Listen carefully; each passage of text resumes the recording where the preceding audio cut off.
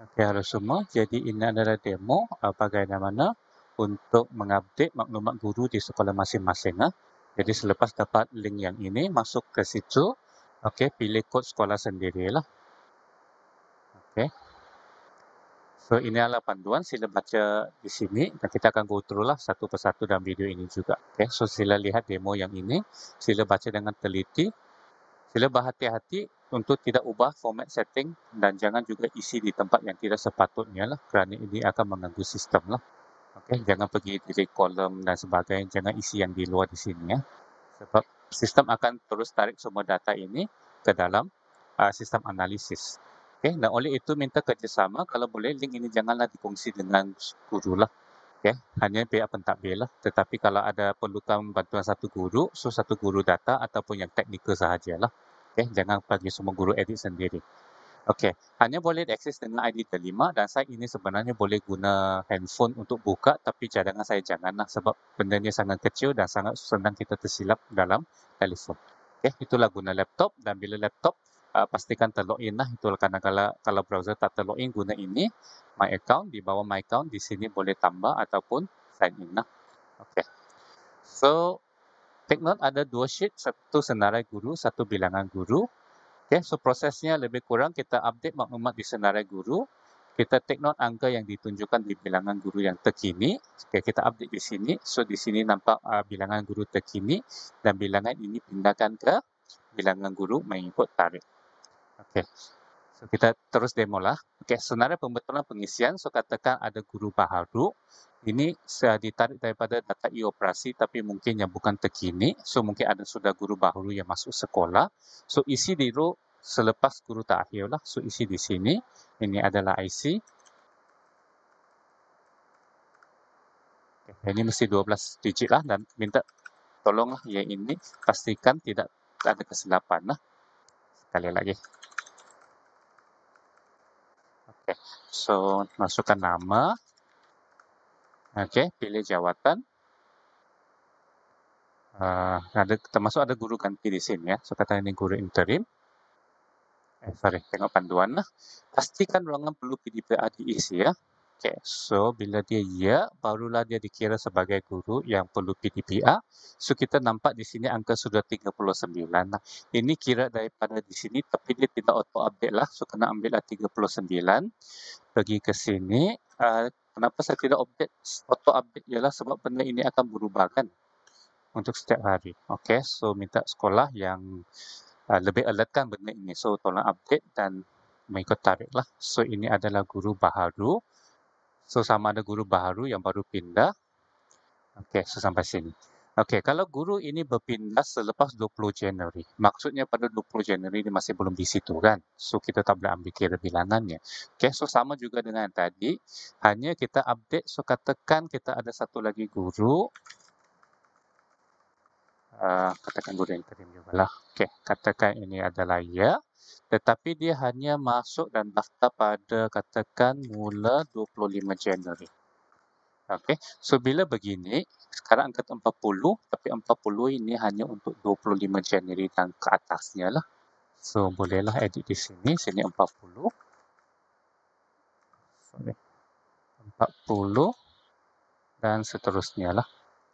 Okey, ya ini itulah yang saya kata ya ini berhati-hatilah jangan tergerak dan sebagainya. Okey, jangan tak ada angka di sini. Okey, so next. Kalau guru ganti, pilih guru ganti. So di catatan bolehlah letak guru yang siapa gantilah. Okay, supaya senang rujuk lah semua benda. So katakan ini mula 25 Januari dan ganti katakan guru 39 tadi. Okay, so guru 39 ini kenapa diganti? Sebab katakan dia tidak perlu PDPA sebab katakan dia cuti bersalin. Okay, katakan dia cuti bersalin tapi dia mula 20 Januari lah. Okay, ini 25 Januari baru masuk lah. Okay, so next. Okay, untuk delete guru. Kalau guru yang bukan berkhidmat di sekolah sudah sebelum 20 Januari, katakan namanya masih wujud di sini tapi sebenarnya bukan di sekolah. Okay, so kita delete lah. Sama juga yang sudah berpindah sebelum 20 Januari, so kita delete sepenuhnya dengan delete row lah. So katakan guru ini sudah berpindah, klik di sini, right click dan delete row lah. Okey, jangan risau yang sebelah sini tiada formula. Okey, hanya jangan pergi pula delete kolom lah, delete row boleh. Okey, kalau guru itu memang tidak ada sudah. Tetapi bukan semua. Okey, kita tengok kalau guru itu berpindah selepas 20 Januari. Okey, so maksudnya mungkin 20 Januari, 21 Januari dia sudah ada pengisian PDPA kan. So kita jangan delete. Okey, tetapi kita edit maklumat. Okey, so kita tukar dia kepada tidak perlu PDPA, dia tidak aktif lah, dalam arti kata lain, kita tulis dia telah berpindah lah. Pastikan bila telah berpindah supaya sistem tahu dia telah berpindah supaya bila dia wujud di sekolah lain dia tidak clash lah. Okey, so kita cuba satu contoh. So katakan guru ini telah berpindah, so pastikan ini kepada tidak lah. Okey, so sini seperti biasalah boleh catatan pindah ke mana mula, tarikh bila lah. Okay, sama juga dengan bersara, tamat pemiyatan, jangan delete maklumat tapi edit maklumat kepada tidak, letak sebab dan letak catatan lah. Okay, jadi secara amnya, untuk mana-mana guru yang kita perlu tukar status perlu PDPA daripada ya tidak ataupun tidak kepada ya, kita tukar sel perlu PDPA, iaitu yang di sini untuk guru tersebut. Okay, kalau tidak, pastikan pilih sebablah kenapa tidak perlu PDPA dan masukkan catatan juga perlulah.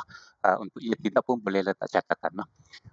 Kita tengok contohlah kayak ini cuti bersalin sebelum 20, so kita teruslah tukar kepada tidak perlu PDPA cuti bersalin dan catatan tarik mana ke mana lah. Tapi kalau selepas 20 Januari pun sama juga. Okey, hanya so katakan yang ini tidak sudah cuti bersalin. So katakan ini mula 30 Januari. Okay, so sama jugalah, hanya yang angka yang ini kita hanya akan guna selepas pada dan selepas 30 Januari lah.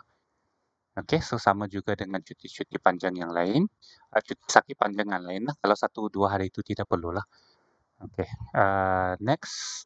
Okey, cuti kuarantin untuk yang positif COVID-19, pilih cuti kuarantin lah dan letak di catatan lah sama juga berapa lama lah. Okey, ambil bilangan pada hari tersebut dan seterusnya. Guru tingkatan 10 perlu PDPA kecuali yang mengajar tingkatan 5 dan tingkatan 6 lah.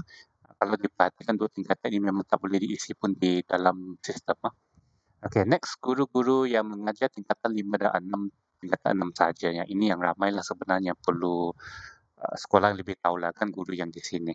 Okey, so yang tidak dia hanya bersemuka maksudnya tidak ada PDPA kan. So pilih saja sebabnya terlibat sepenuhnya dengan PDP bersemuka sahaja.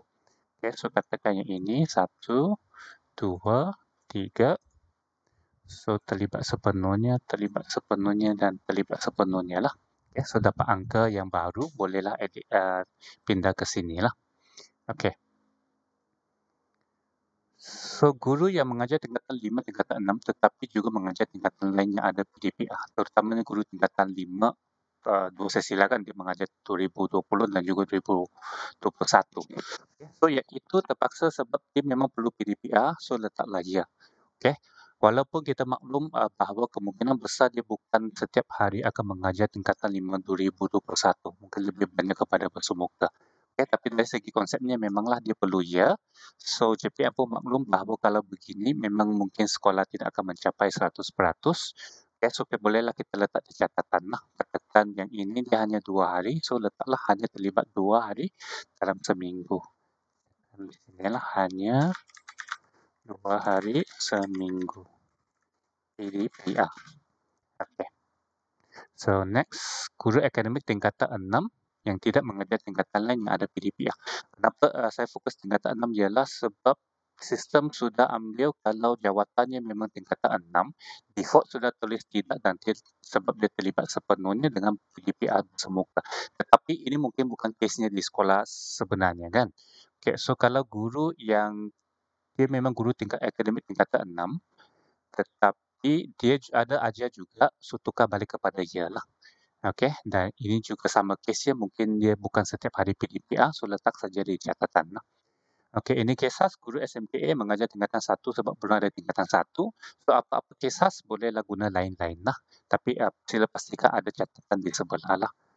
Okey, dan juga bukan sebarang sebab lah minta yang sebab yang kalau mau pastikan dengan di pegawai PPD ya. Okey. So lain-lain, so yang ini katakan tingkatan satu SMKE sahaja. Belum masukkan, lebih kurang lah. Oke, asalkan ada catatan. Oke, next. Sorry tadi. Ingatlah, tukar pada tidak dulu lah. Oke. So, next. Ini special case lagi. Katakan ada sekolah ada cuti peristiwa.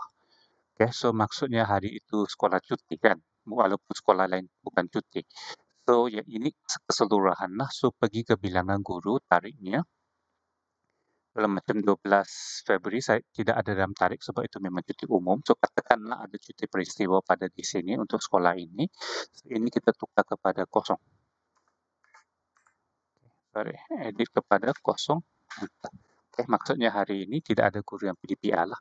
Oke, hanya untuk yang betul-betul cuti lah. Bukan aktiviti biasa sekolah lah. Oke, tapi kalau ada apa-apa perubahan itu akan dimaklumkan lah.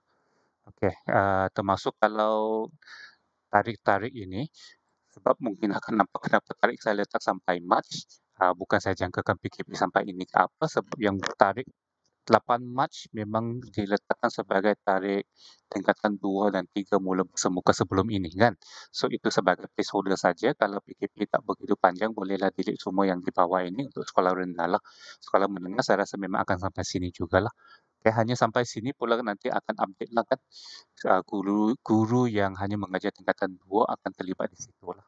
Ya, itulah sebabnya kali ini mesti ada sistem begini sebab banyak benda yang guru di sekolah baru boleh update dengan cepat lah. Oke, so next. Oke, satu lagi ya kesilapan IC. Ini minta bantuan juga sebab sekarang kita mau padanan IC yang diisi di PDPA dengan di sini. So, sekiranya IC di sini adalah silap, dan silaplah kita macam seakan-akan tidak dapat padan dengan yang diisi di situ. Hanya IC ini sebenarnya daripada e-operasi. Maksudnya kalau nampak di sini salah, maksudnya e-operasi juga silap. Oke, so kalau sini silap, edit di sini dan juga pastikan edit di e-operasi lah.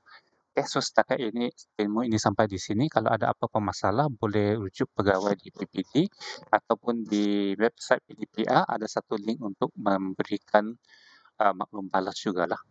Okay, thank you.